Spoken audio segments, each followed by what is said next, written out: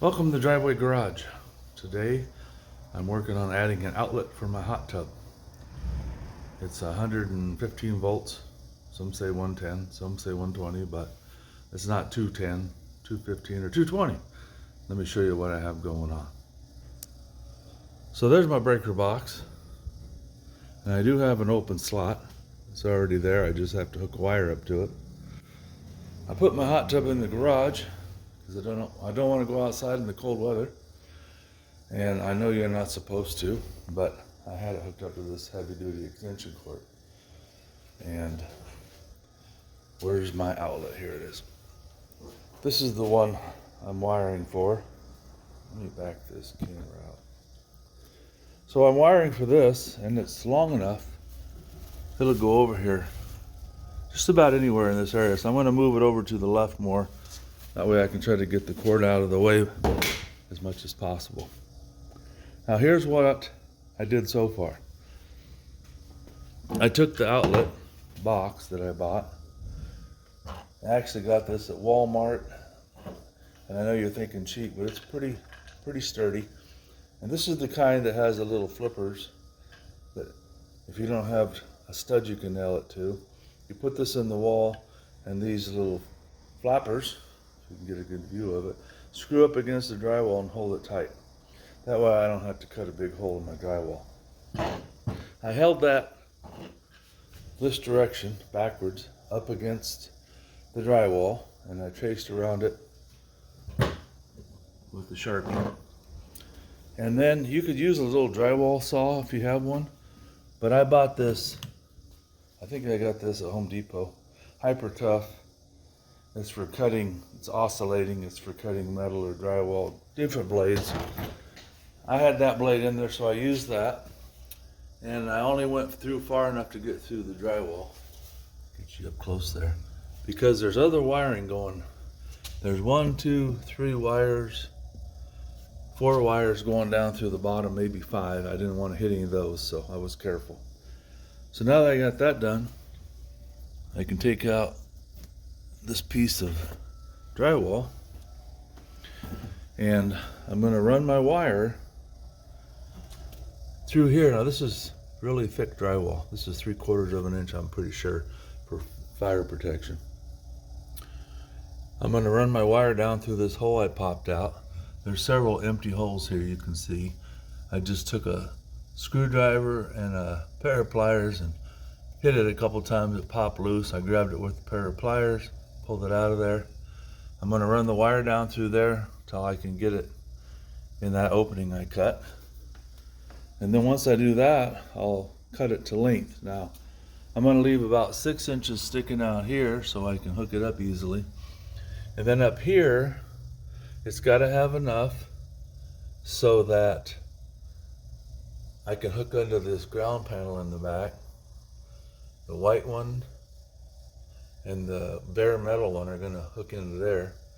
And then the black one will loop over here and up and into one of these 20 amps. There's two doubles here, and it's got an empty one on both of them. So I'll leave enough wire so I can hook into there. And those are pretty easy. You just back that screw out, strip the wire back about 3/4 of an inch, stick it in there, tighten the screw up, and you're connected. Same thing on the bus bar part. As you can see, there's a bunch of them hooked up back there. You just strip them back 3/4 of an inch or so, stick them in the screw hole, tighten her down. So let me get this wire in there and cut off. And then when I get that done, I'm going to hook this up to a GFI. Now I'm a long ways from my water. It's probably almost 10 feet from the hot tub over here to the outlet. They want a GFI, so if you're wet, something happens, it'll just flip the breaker. But I know a lot of times these get plugged in pretty close to where the water is, and they want them covered. Plus, if it's outside, you want it covered, you want a GFI. Mine's in the garage, it'll be nice and dry. But let me get this wire in there, and I'll show you what that looks like. Oh, I wonder if I hit the off button. Anyway, I'll splice these together if I have to, the movies, or the videos that is, but this is gonna go in the box also. Let me get it where you can see it good.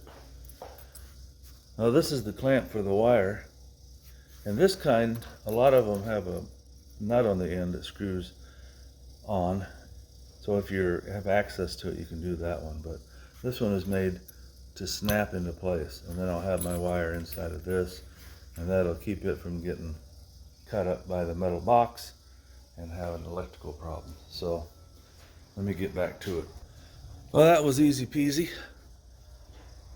I shoved it down in the wall, and I realized there's a plastic moisture barrier in there. So it was behind there, but that just came out of the way. So I have the wire sticking out there. The wire's in there. Now I'll get the clamp on this wire, get it down in the hole where it belongs. I don't need quite that much length there. Pull that back a little bit. And then once I get this longer piece cut to length, I've got to strip the insulation back, just like you see on all these wires. There's not all this thick insulation on them. So let me get that done. Something else I want to do before you run your wire in here and get it all hooked up is make sure that your box is actually going to slide in the hole like it's supposed to. I was lucky. I cut mine just big enough. It slid right in there, and it won't be a problem. So now I just need to get my wire in it and push it back in. So there's these 4 holes in the back, slots for wires, and just take a screwdriver and you push on the bottom of one of these, and it'll pop loose, and then you can slide your wire in that hole. And let me get that done. Okay, so I got the clamp there, and I got that wire in. I stripped the insulation off of it. Let's see. We should. Oh, yeah. I got to pull that wire. I tightened up those 2 screws right there, and I got a little ahead of myself. I need to get the slack out of this wire first. Okay, so I got the box in the wall and secure. I got the wires stripped back just a little bit. And something I never noticed is I think I only need 3 wires. And this might be made for 220. I'm gonna have to call an electrician friend of mine because I didn't think I needed 4 wires. And here's an outlet that I put in before, and it's just got black, white, and copper. So I'm gonna look at this a little bit more, but I think I have 1 extra wire, which I just won't use it. But I better call my electrician friend and make sure I'm doing this right. So I'll be back. Well, I wanted to show you guys what we ended up doing. I found out when we got all done, the GFCI, whatever it's called, outlet didn't come with cover plate. And he recommended, my friend that's an electrician, that I plug this into the top outlet so nobody's tempted to use the bottom one, because the hot tub's supposed to be on its own outlet, an own breaker. And up here, we ran the wire up here. We cut off the red one. Now normally you would just get a piece of Romex with 3 wires. You need number 12. But this is a leftover piece from another job, so we cut the red wire off. We cut it off inside the box. And you can, if you don't know how to do that, there's videos on how to do that, hooking this box up. And then the black wire, as you can see, comes up here, and he looped it into here because there was an empty slot on one of these 20-amp breakers. But he just ran the white one up to that back bar and the copper one up to that back bar, the bus bar. So it's grounded, and that's your neutral. This is your hot wire. I don't know that much about electricity, but if you want to try this on your own, do so at your own risk, but it's really not that hard. And they recommend when you do this, shut off all your breakers, but I didn't do that. Because what it does, it shuts the power off here. You still have power coming in, so you wouldn't want to touch any of those, but it would kill all these. They'd all be dead, so you wouldn't get electrocuted. But My friend's an electrician. He works at a factory and they have to keep everything live all the time. Can't shut the whole factory down because you want to add something. So he's used to working with live wires.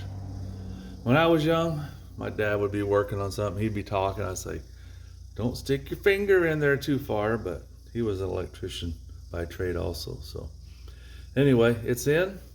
I now don't have to use an extension cord. They make I guess it's a 12 or 15 foot cord on these things, and it's heavy duty wire. It's plugged into the hot tub. So I'm good to go. I don't have to worry about whatever. So hope this video helps somebody. Feel free to like, share, and subscribe. Appreciate the likes, comments you want to make, as long as you're not too mean or too negative. Like I said, I'm not an electrician. I just try to save myself money whenever I can. Thanks again for watching.